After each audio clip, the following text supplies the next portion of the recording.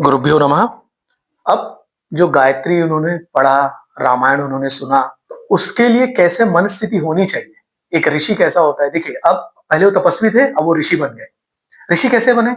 हम जब चलते हैं, कहीं पे काँटा हमारे पाँव में लगा और आँख से आँसू आ रहा है, तो वैसे ही पूरे सृष्टि में किसी भी जन को जब वो देखते हैं दुखी है, उनका भी मन थोड़ा-सा विचलित होता है, ये व्यक्ति क्यों धर्म आचरण में नहीं गया?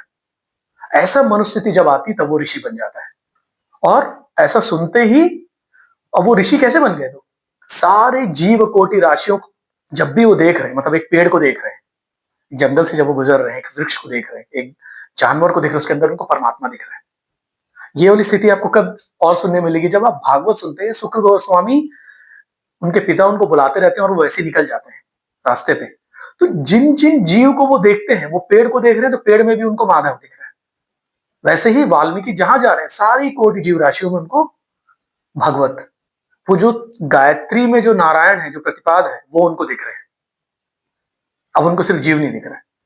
फिर वो पूरे दोपहर में तमसा नदी के तट पे पहुंच जाते हैं। भारद्वाज शिष्य स्नान करते हैं और स्नान करते हुए तमसा रवि को देखते हुए उनके मुंह से यहां से आपको काव्य आना शुरू होता है रामायण में। निश्चला कैसा है तमसा रिवर? तो एक सोचिएगा, एक ऋषि, क्या जरूरत है उसको नदी को व्याख्या करने की? नहीं। अब जब ऋषि जब भी कोई चीज बोल रहा है तो उसका अर्थ और परमार्थ दोनों आपको समझना है। कैसा है तमसा रिवर? वहां पे नीचे कोई कीचड़ नहीं है, ठीक, बीच में कोई भी कण नहीं है। मतलब अगर मैं ऊपर से एक भी कण डालता हूं तो नीचे तक मुझे वो जाता हुआ दिख रहा है। उसका तल पूरा तट क्लीन दिख रहा है, एकदम साफ। क्या है ये? तो हमको वो गायत्री, वो रामायण को समझने के लिए हमारा मन कैसा होना चाहिए? कीचड़ से रहित होना चाहिए, संलिप्त नहीं, उससे एकदम साफ।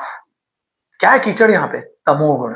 फिर ऊपर में थोड़े थोड़े धूल और उसके कण होते हैं, जिसकी वजह से हम तल को ठीक से नहीं देख पाते।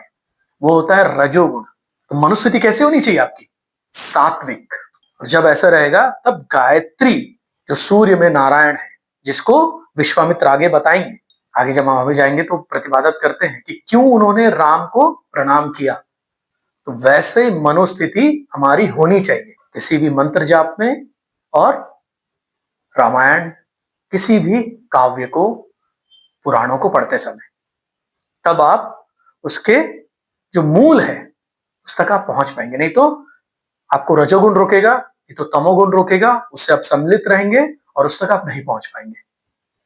कृष्णार्पणम।